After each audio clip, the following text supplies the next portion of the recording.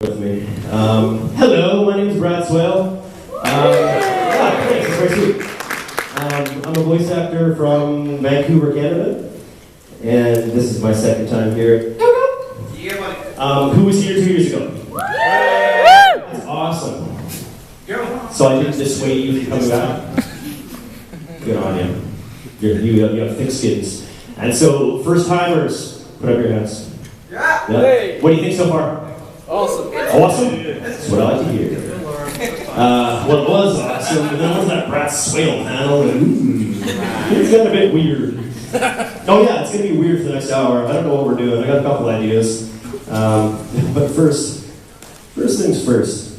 So, when I got here, I had no idea exactly what scheduling and whatnot was going to happen like. Well, that's good English. And so I was going over my schedule with a friend of mine when we arrived, and realized that, okay, so what's happening here? Yowie panel. Okay? Yuri panel.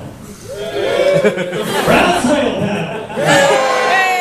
So my buddy looks down and he goes, yeah, so we got gay, lesbian, Canadian. I had to make a note of that. I peed a little when I heard that. Okay, so here we are at the Canadian panel. And I have a couple things I'm going to show you just for fun, for shits and giggles. Has anybody here ever made an AMV? Okay. Does anybody here not know what an AMV is? You guys are intelligent. Yeah. Okay. Well, I just kind of recently decided that I wanted to get into video editing. For whatever reason, I'm a big art guy. Okay. This is going to be an hour of tangents. I'll start telling you something, and then I'll lead you over here. And maybe we'll get back to the original point if I don't get too distracted along the way, which is entirely possible. See, it just happened there. Talking about tangents, love me on a tangent, that was the end of that. Yeah, you're just using the Billy Connolly technique. Okay, there you go. That works. Yeah, he's successful. So I'm an art guy. Voice acting is the dream job. It's a lot of fun. I love it.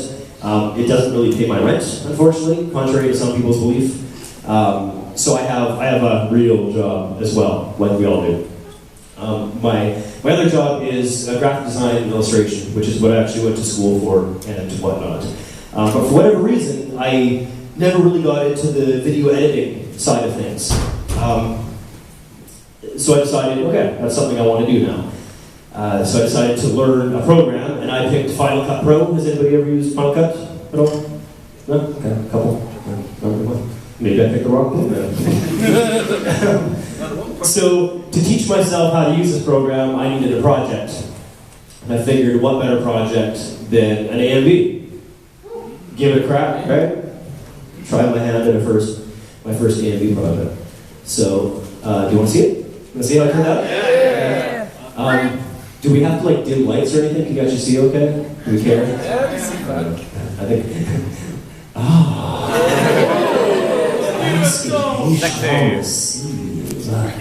Fantastic.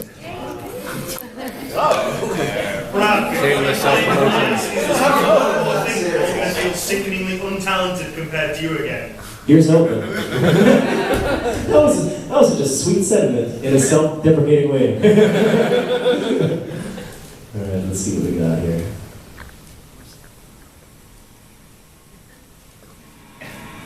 It's a cool song by a cool band. The AMV is what it is. Check it out. Action. The only one who can create a new world is me.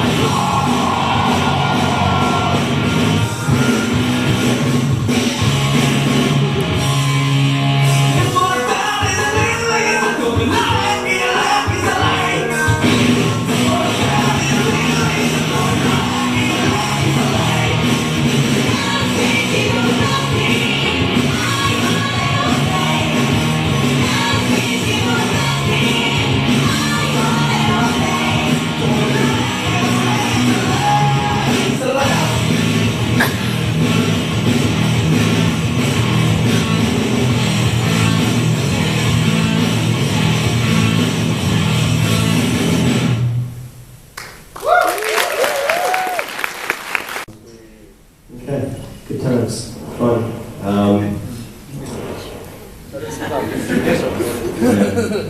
that uploaded and available on the internet anywhere? No. Oh. Why Can not? it be-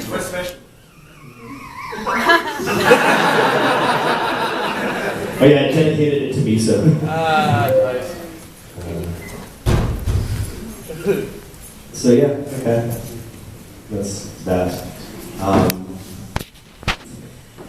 What should we do next? What should we do next?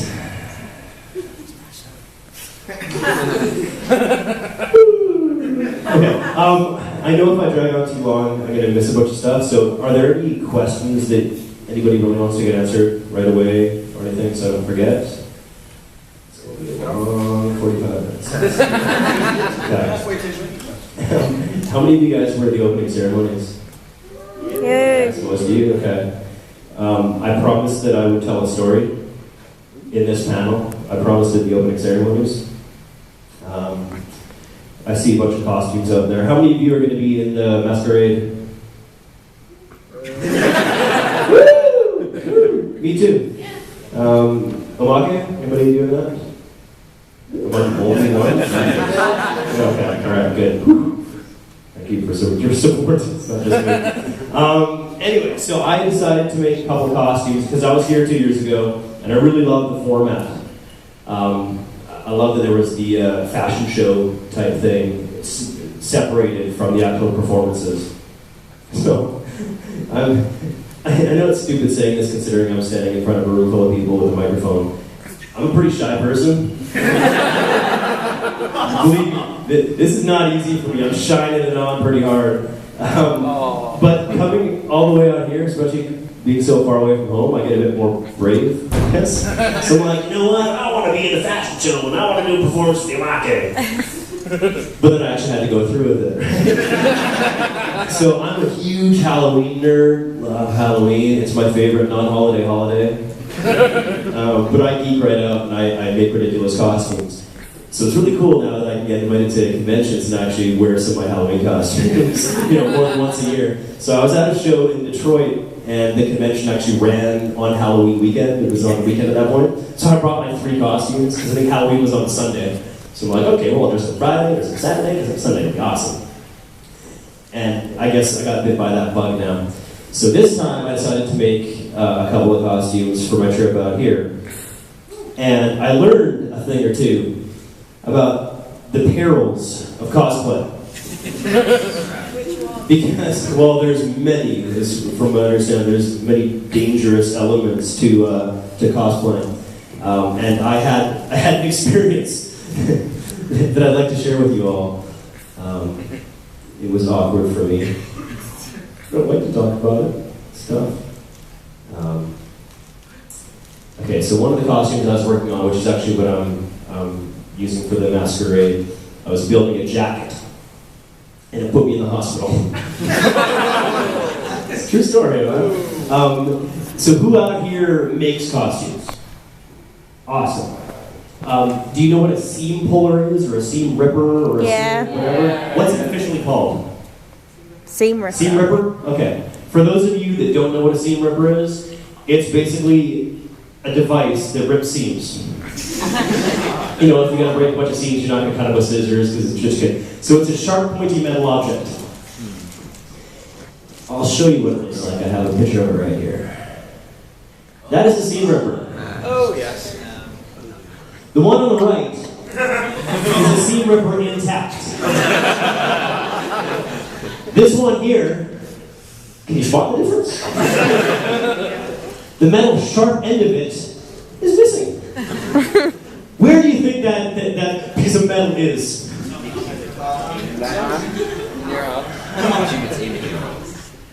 This is my foot. Oh, That's the piece of metal. I love this shot, man. This was almost worth happening just so I can have this picture. I made sure they showed me the X-ray because I knew it was going to look badass. Okay, so let me explain to you how this happens. It's stupid. How does this happen? Sewing Let me tell you. You think I stepped on it? You would assume I stepped on it, right? It's not the case. Okay. First time, I have to seem out of something you were wearing. if I'm I think I got this, guys. A couple more seams to go. Yeah, I know, it's a silly story, but it's worth telling, you know? If I injure myself reenacting the story, that'd be even better. Okay, I'm not gonna fall off anywhere, okay. So here I am in my apartment, and I'm sitting on the floor, like just like this, if this was a floor. And I got my sewing machine. You know, it's like my 5th power tool. I consider my sewing machine. It's not quite my recip saw, but you know, it does a job, different job. It's up there with the glue gun is another important one. Skill drill. I like tools. Okay, so I got my sewing machine here because I work on the floor usually because I have crap everywhere, right? So it's kind of awkward. I don't know how I do this, as a matter of fact. Because it's like got the little pedal thing, right? So I got the sewing machine here, and I'm really doing my back a disservice while I'm plugging away, right? Whatever. And I guess I'd been ripping some seams or something, or using the pointy bit, and I put it right down here. And I don't even think I was getting up for anything. I think I was just, there was something over there that I needed. So I reached over to get it. And usually I guess you'd reach over and you'd get it. But I guess I did this at the same time. And it happened so fast that I felt a poke and heard a snap at the same time. And then I looked down and I saw the tool sitting right there. And I started looking for the short bit. So then I think I went to get up and I was like, oh, that feels a bit weird. Okay, so now I'm on my toe. Okay, I gotta get down now. So now I'm up, and I'm like, do you think that's in my foot?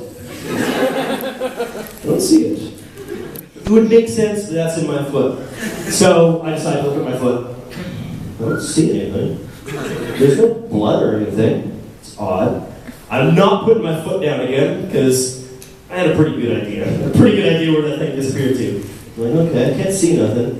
So I hobble off to the bathroom, grab a flashlight on the way, grab a little like mirror type thing. So I got the mirror, the flashlight, I'm like, I think that's where it went in. No, there's something else. On the way, grab a flashlight, grab my Swiss Army knife,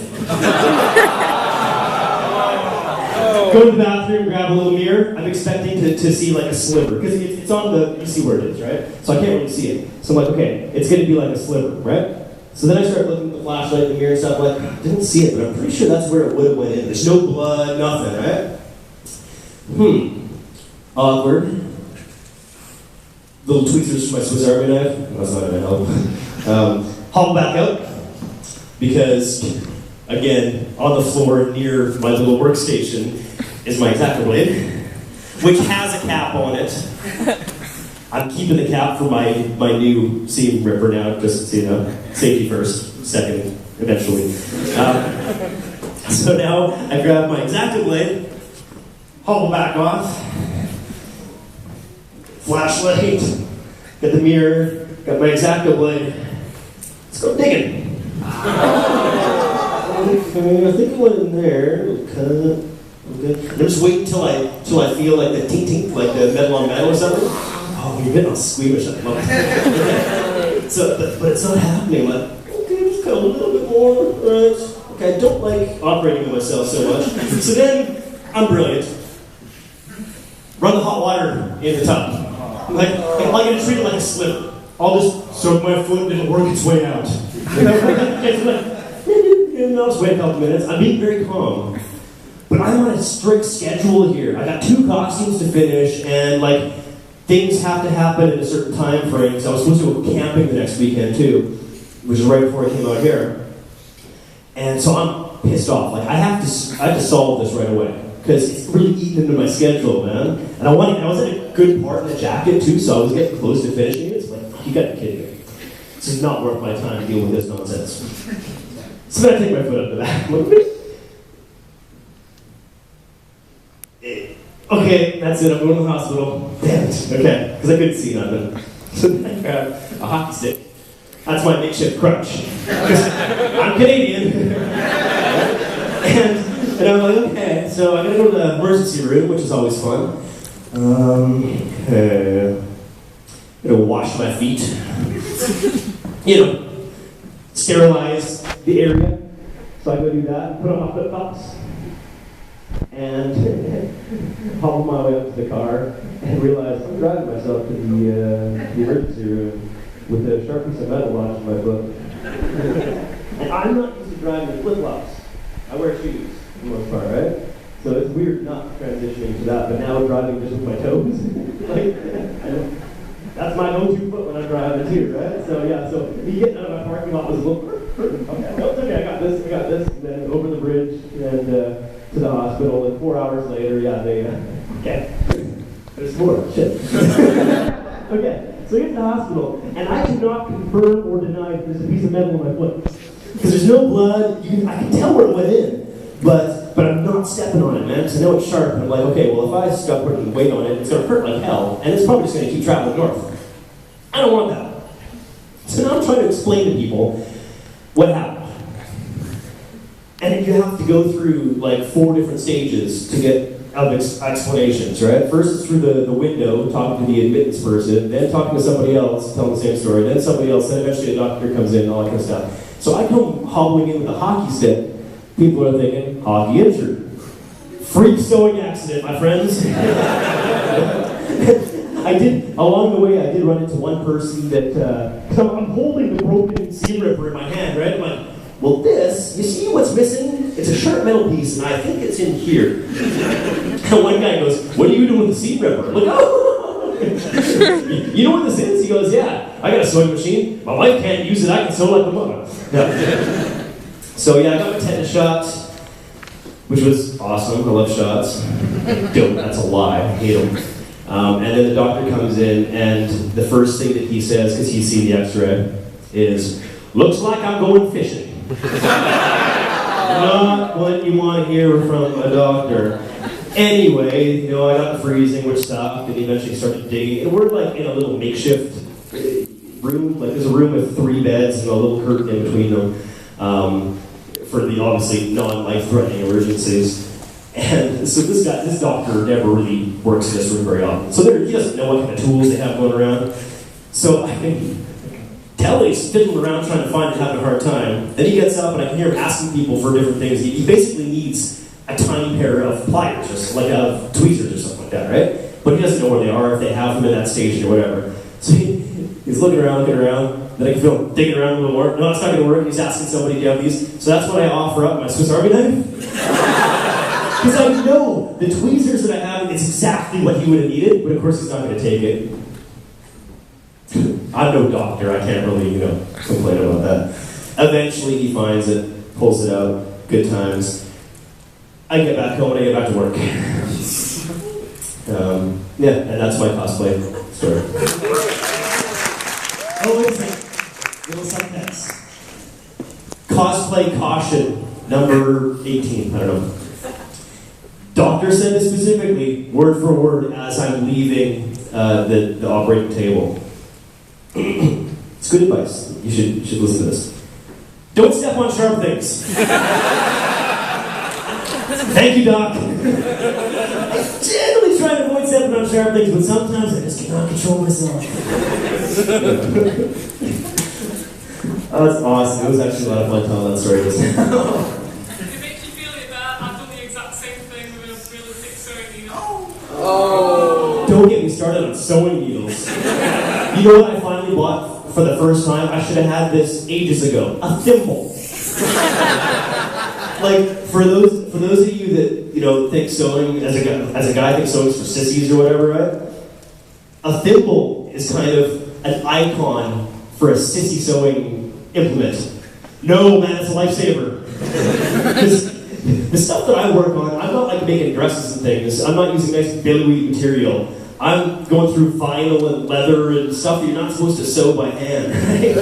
So I got pliers and whatnot. But sometimes you'll have a piece of material that it's like, okay, alright, whatever. But maybe you got it bunched up a couple times, so there's a couple layers going through, so you push. And something's got to give. Either the fabric or the skin on your thumb. And sometimes the fabric wins. You're like, Oh, come on, man! Thimble. I recommend it. I recommend it highly, highly. They're a pain, but they don't. As far as I know, I only go to one place that actually sells supplies for sewing type stuff, whatever. Do they make like a man-sized thimble? Like, I got kind of pudgy fingers, right? Like, that thing on my thumb hurts like a mother. You know, it's like, okay, my thumb's turning purple. I gotta get this out pretty quick. Does this come with extra large, or are there sizes of thimbles? I don't know. Is this a rhetorical question, or does somebody actually have an answer for me? Any thimble manufacturers out here? No? What kind of convention is this? Make one? I'll turn it on a lathe. Custom thimbles. Maybe that's my $1 million idea. Jumbo-sized thimbles for the male cosplayer with fat fingers.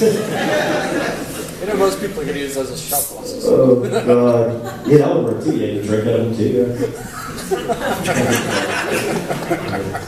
Bottoms up.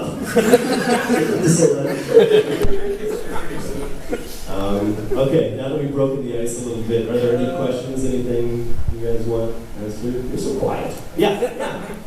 Are there any embarrassing or amusing stories from the booth? Oh, from the booth? From the booth. Okay. Let me show you that x-ray.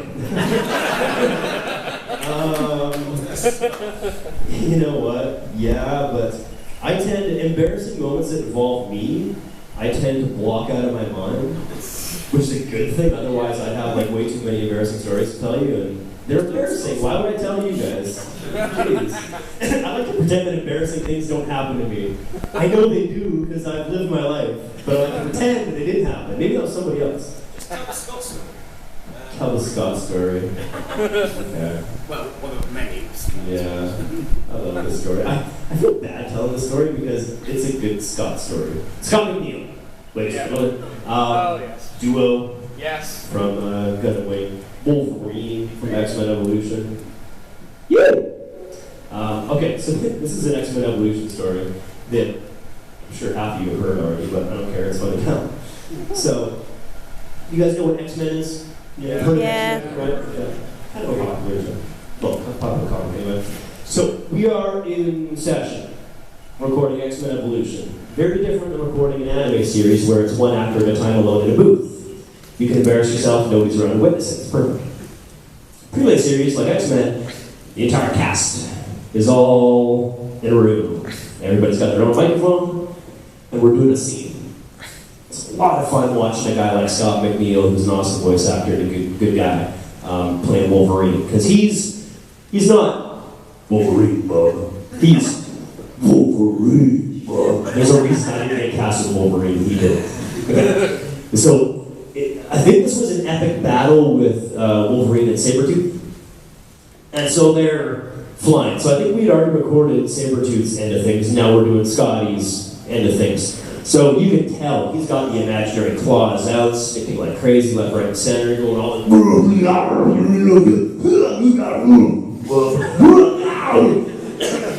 And he gets to the big crescendo, like I think it was a big leaping, cutting land type thing, right? Lets out a huge bellowing.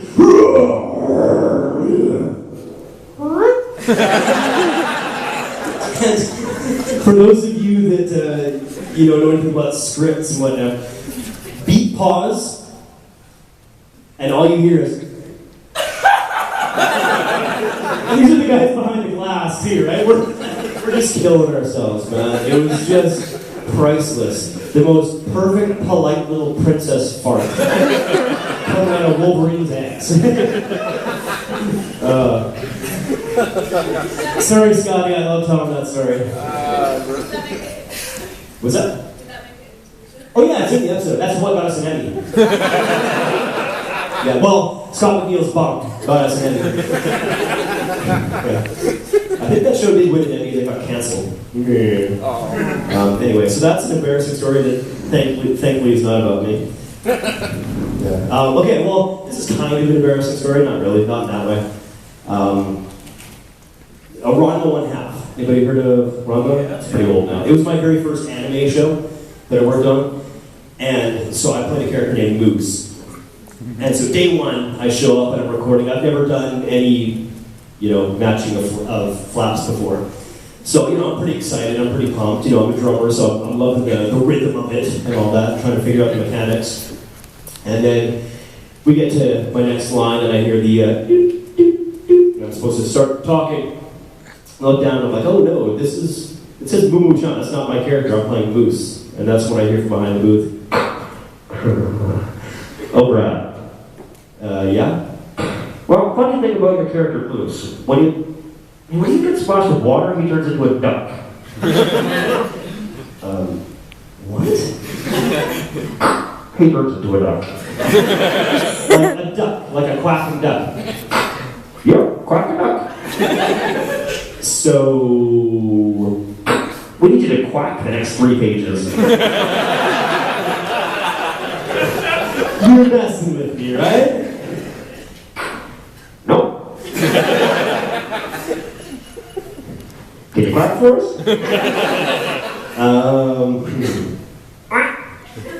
Yeah, let's get it. So I quacked the next 3 pages, and you know what? To be fair, that's still one of my favorite roles.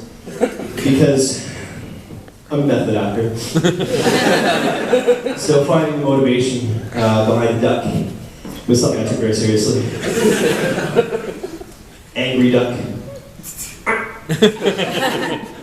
Happy duck.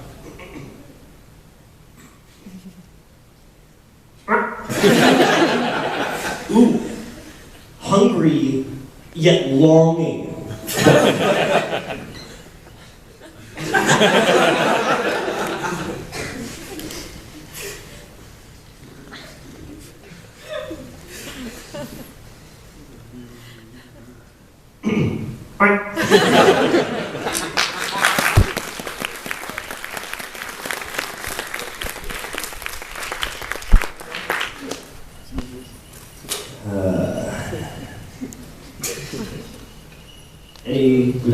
That was a question, wasn't it, that led to all that stuff? Thank you. I told you. Tangents 101 with Brad Swaile, followed by directly after the Yowie and Yuri panels.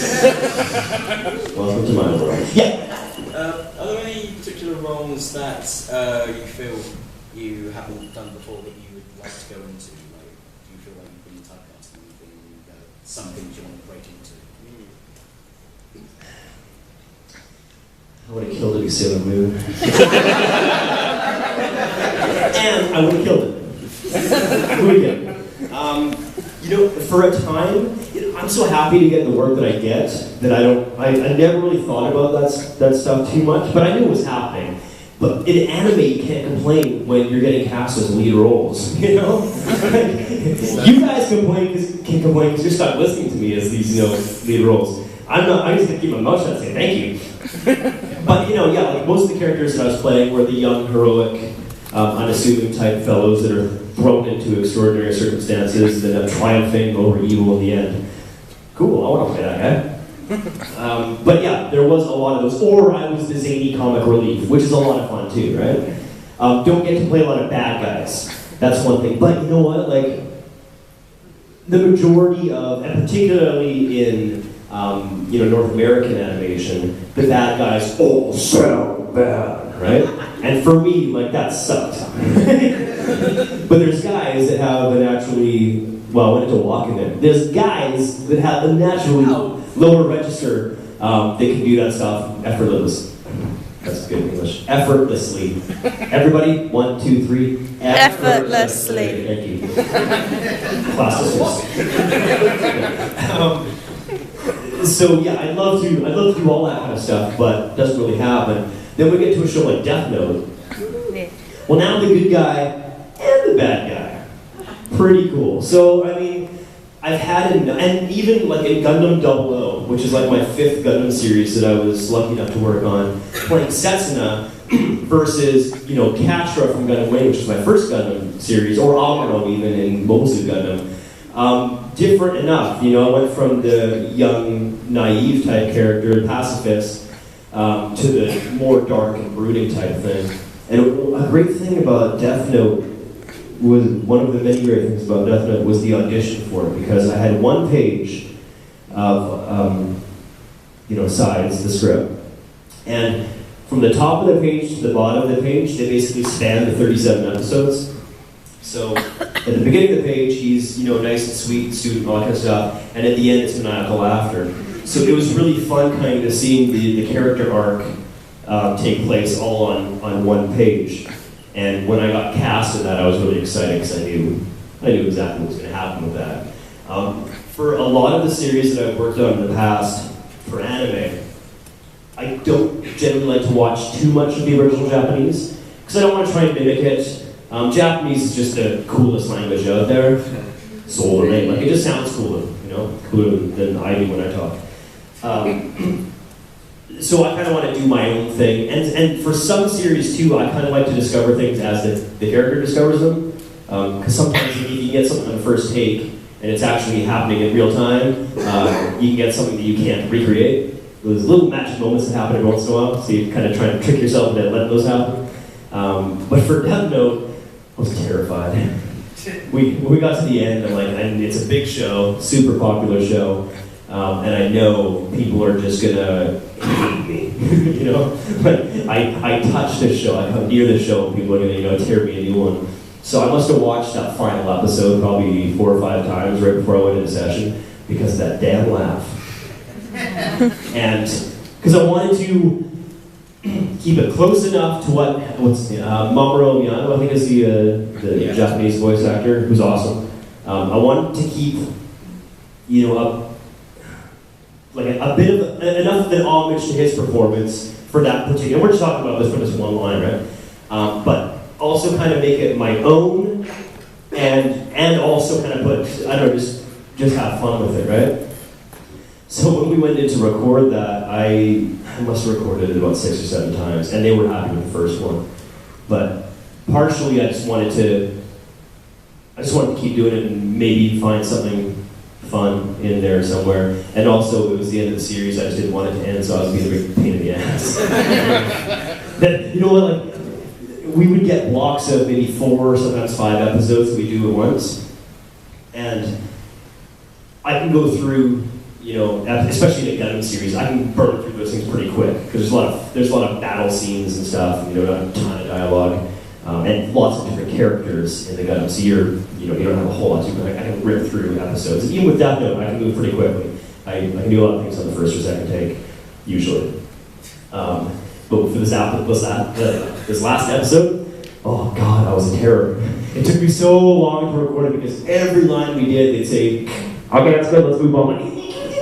One more, and then I have another idea. We only need to do 2 more, and I just dragged it on. And they knew what I was going for, so they were very patient with me. But for that laugh, I did. Sometimes you give too many takes, and then they have options. And of course, the one that they picked was the one that has the horse with Winnie in the middle of it. Now I get to recreate that. Awesome. All right. No.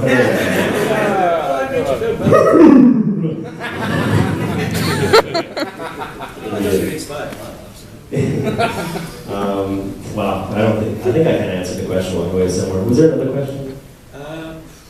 No, not from you. You've already answered it. Yeah, I have more than 2 now, I suppose. Okay, because Catcher from Gundam Wing goes crazy. That was the first time I had to do crazy. And I don't... Somebody asked me to do that a long time ago. And I totally forgot what I did. So I actually made them do it first.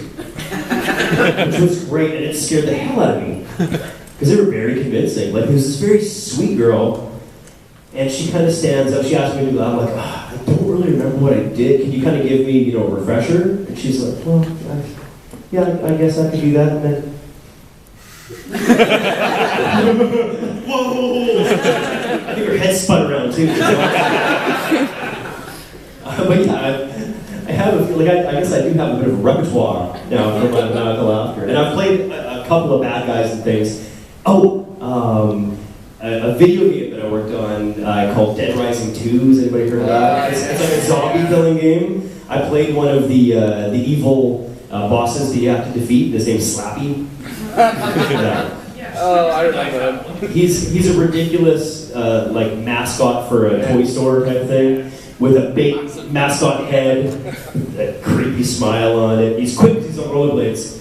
And so he's kind of tough to beat at first, because he's chasing after you at rollerblades, and he's got these, water guns that are turned into flamethrowers, and he's shrieking at you and stuff. So there was a lot of the light laughter mixed in with the capture that I kind of brought into to that performance. So yeah, it's all research is what it is. More questions? Yes. Have you ever gone to an audition and found that it's found out at the time there's something that perhaps would have been more appropriate in the last two panels, or not?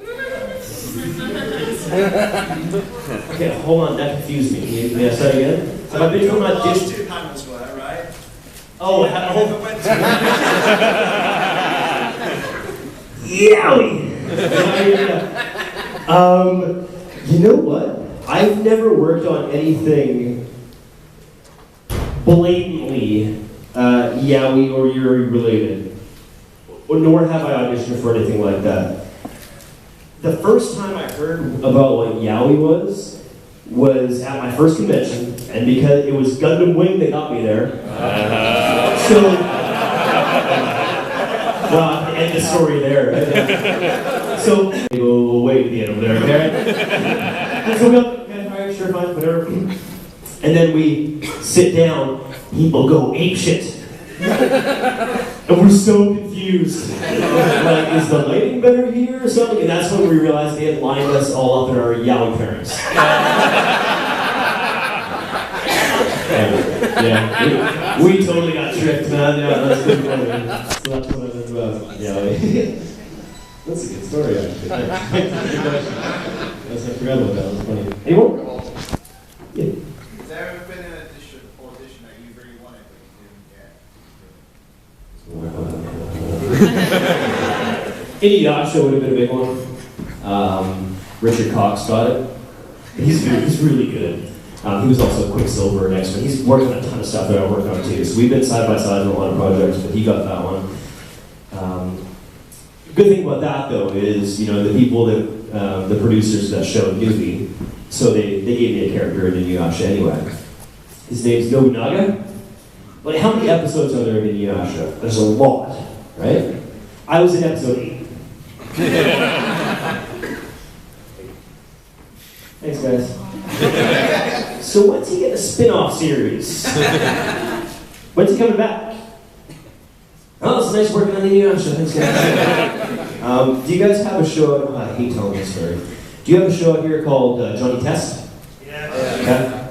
I was Johnny Test for the blink of an eye. Yeah. Didn't pan it. It was kind of weird. They cast, and originally they cast a lady to play Johnny, like, the Bart Simpsons type thing. Then they decided they wanted to kind of go a different direction. So I auditioned for it originally, didn't get it, no big deal. Happens a lot. Thick skin in this industry. It's a tough industry. They don't care. There's no tiptoeing around.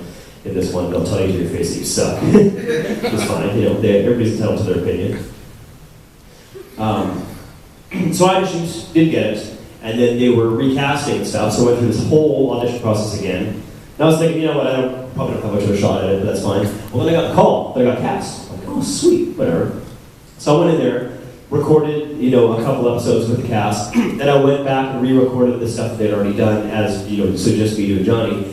And then I think I even went back for another session or something, and I was really excited. I was stoked about the show. I'd seen the character drawings, loved the look at it. I loved the writing. I thought it was going to be lots of fun. Excellent cast. The cast is fantastic, right? So I was really excited to. Oh, I was rocking out. So I think I even went back for another session, and then I waited a bit and hadn't heard about going in for another session. So I think I ended up calling the agency, like, are we doing, Johnny this week, or, are we on a little hiatus, or what's happening? And it's, I'll look into it for you. And it turns out that I guess they had been in negotiations with somebody in LA to play Johnny, and that's the guy that plays Johnny Test. He's awesome. But I was so close, man. I was right there. I'm like, just give me a shot, guys. I can't watch that show. It's too painful. Because they're like 6 seasons in or something like that. I've never worked on a show that's lasted that long, right? So it's like that would have been huge for me. But yeah, let's do another question. You had one, right? Yeah, save me from my misery. Is there much of a difference between voicing anime aimed at kids like Mega Man compared to stuff like Death Note aimed at older audience? Is there a difference? Yeah, it's all over blood. So. You see, Black Lagoon, the language is a bit different than like Hamtaro.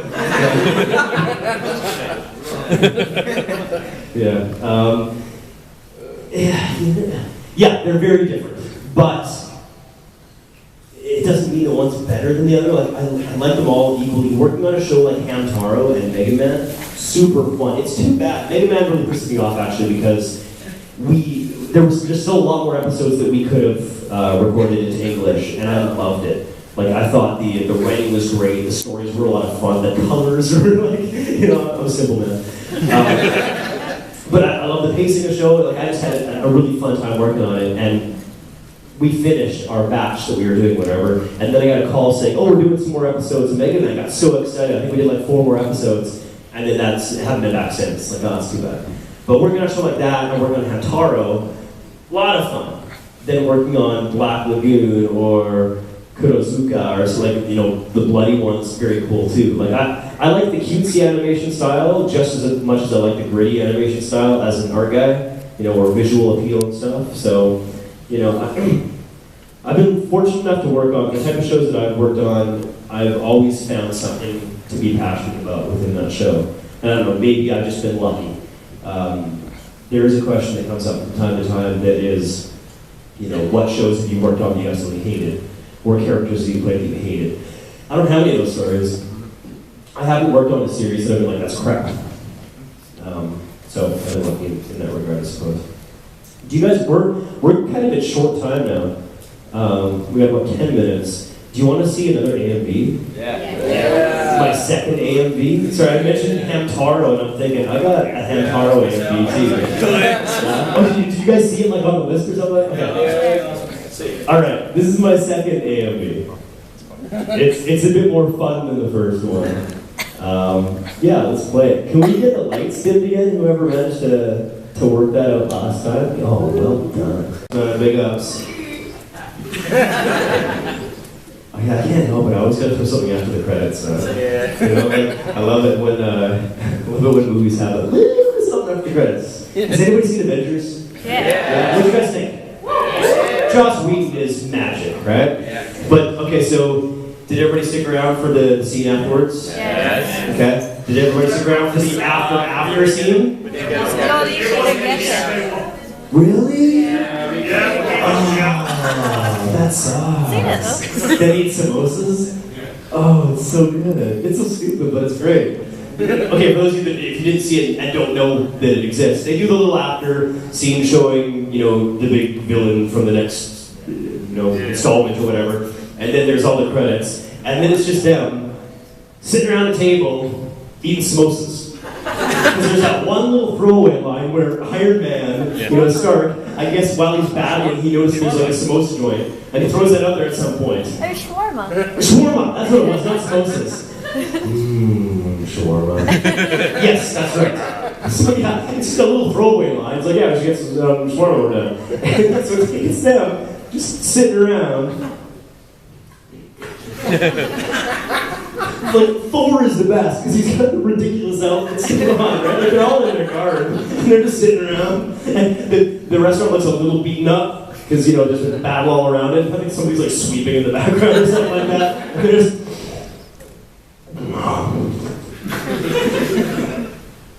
And then it cuts. That's it. It was just priceless, man. Pretty good.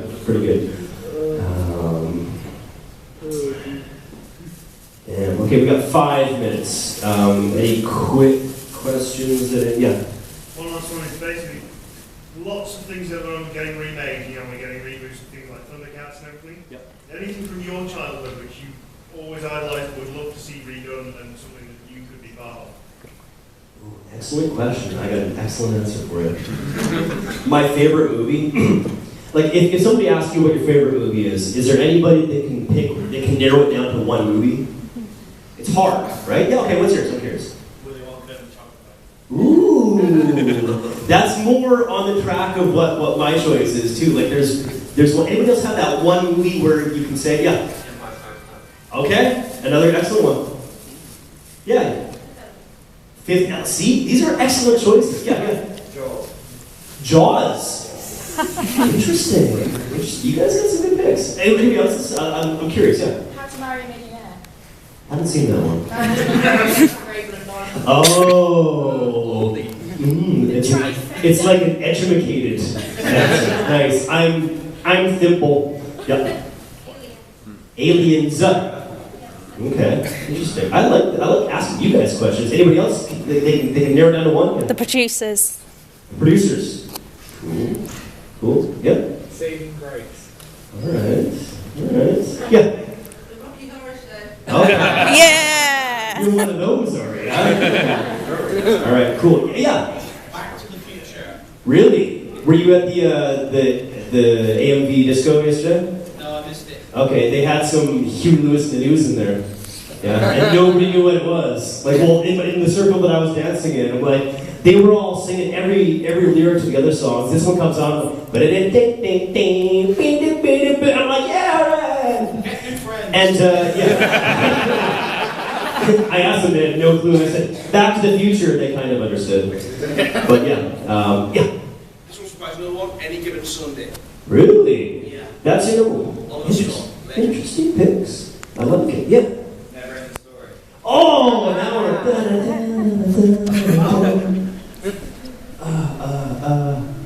Don't let the sadness get you. Oh, Ted!